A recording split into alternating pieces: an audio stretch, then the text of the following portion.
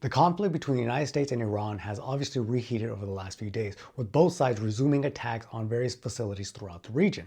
However, and more dangerously, there's been an increase in activity in areas outside the Strait of Hormuz and outside Iran, more specifically looking at the Caspian Sea, where Ukraine recently attacked a ship carrying Iranian weapons to Russia. Iran responded, obviously not happy about this, and called for Ukrainian diplomats to show their protest. Ukraine has made it clear, however, that any party supporting the Russian war effort is a legitimate target. Turning to the Red Sea, we see what could be a potentially dangerous escalation of this conflict between the United States and Iran. Iran has allies in the region, namely the Houthis, and just this last week, the Houthis attacked two oil transport vessels belonging to Saudi Arabia. Obviously, Saudi Arabia was not happy about this, and so they launched a series of airstrikes throughout Yemen to hit what they call Houthi rebel targets or Houthi militia targets.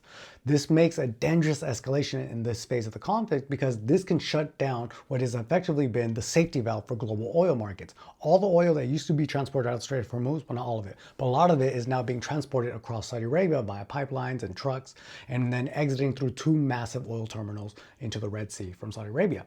If this conflict between Saudi Arabia and Houthis really explodes further, they could effectively shut down the Red Sea, and that'll cease any oil exports effectively from the Middle East. That would create a huge spike in energy prices, which would affect consumers throughout the world via high gas prices and also reignite inflation fears as global transportation costs jump. These turn of events have the ability to destabilize economic growth throughout the world. If you want to find out how this could impact you and your lunch money, be sure to subscribe to my channel where I cover content like this daily.